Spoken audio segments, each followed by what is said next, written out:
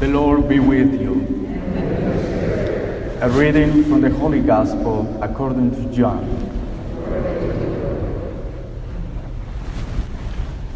Jesus said to his disciples, "If you love me, you will keep my commandments.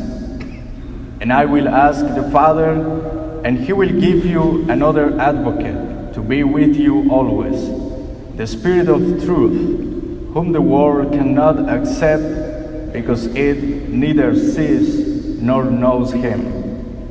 But you know him, because he remains with you and will be in you. I will not leave you orphans. I will come to you. In a little while, the world will no longer see me, but you will see me because I live and you will live. On that day, you will realize that I am in my Father, and you are in me, and I in you. Whoever has my commandments and observes them is the one who loves me. And whoever loves me will be loved by my Father, and I will love him and reveal myself to him." The Gospel of the Lord.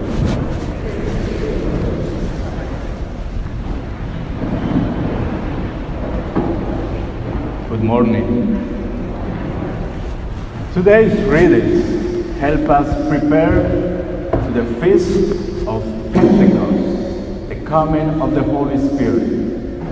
The first reading presents us a great achievement in evangelization. Philip preaches to the community of Samaria, a community that had problems with the Jewish people. And then Peter and John come to pray for them and lay hands on them so they receive the Holy Spirit. The second reading shows us that Christ was brought to life in the Spirit. And Jesus in the Gospel promises the disciples to send them an advocate, the Spirit of truth. In fact, we have received this Holy Spirit in the sacrament of confirmation. But how can this Holy Spirit help us in our daily lives? Well, the Holy Spirit helps us see more clearly, helps us grow and love. We all have moments of stress, despair, anxiety, times when we have to make decisions. People who depend on us and we have to take care of.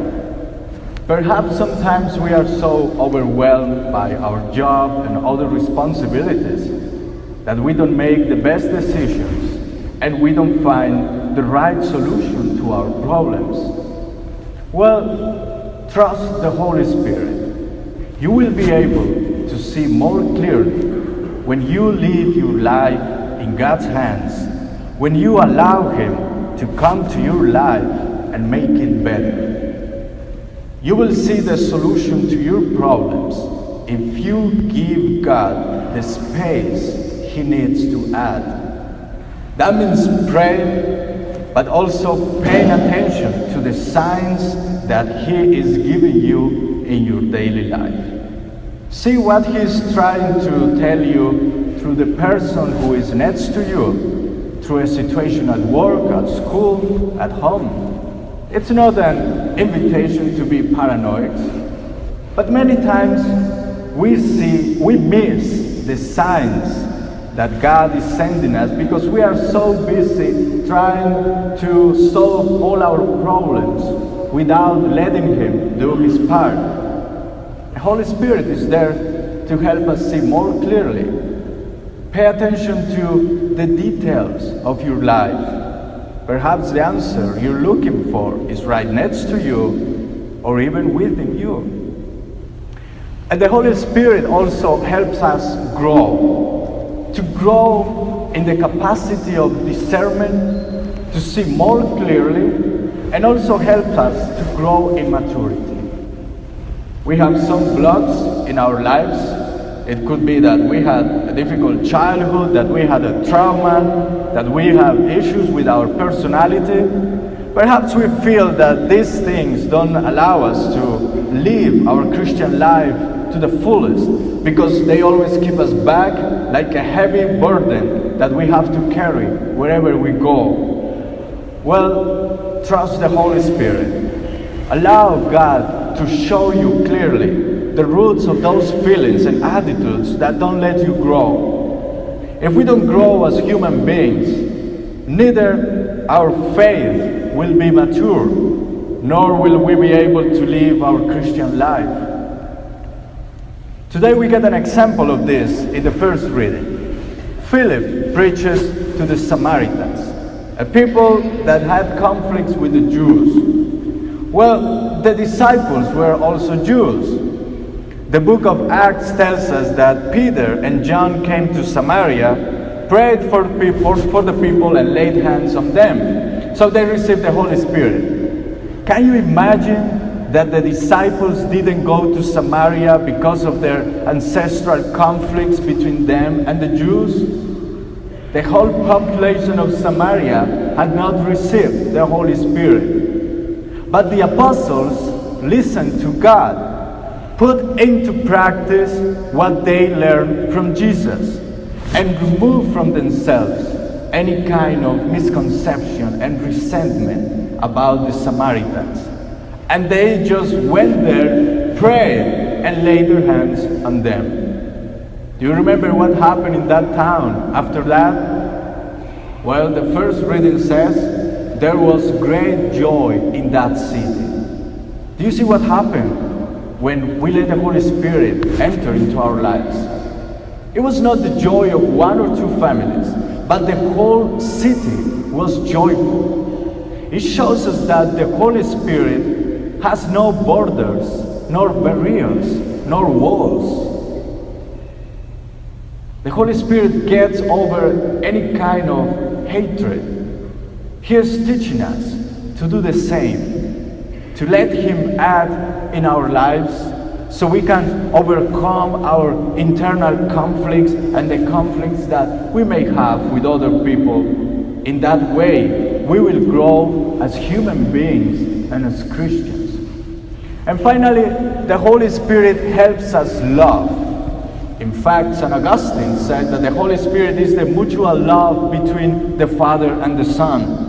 And today in the Gospel, Jesus tells His disciples that whoever observes His commandments is the one who loves Him. Jesus is not talking here about following rules for the sake of the rules or because of fear of punishment. Remember that we are reading the Gospel of John, and for John, there is only one command: love one another as I have loved you. And in this 14th chapter that we read today, Jesus is talking about His love to the Father. So He's telling us that we must love Him in the same way He loves the Father. Thus, keeping His commandments is related to the heart, to our identification with Him. He says in the Gospel, I am in my Father, and you are in me, and I in you. In this way we keep His commandments, not because we are afraid that maybe we will be punished if we don't obey. On the contrary, Jesus teaches us with His own life that we keep His commandments because we love Him. It is a new relationship that is created. It is a deeper relationship. Here we love Jesus for who He is, not because He performs miracles, but because we love Him. We are convinced that He is the Son of God and that the Father is with Him. And if we know Jesus, we will know the Father. This love creates a new life, a new hope in us.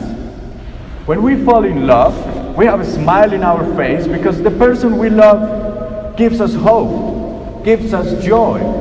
Well, we love Jesus. We love Him for who He is. And that creates a smile in our face because we feel this is a reciprocal love. He is the ultimate hope of our lives.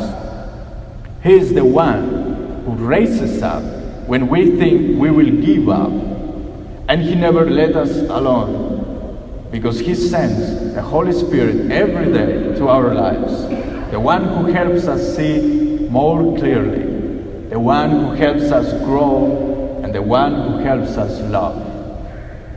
Welcome the Holy Spirit in your daily life. Let Him enter into your life.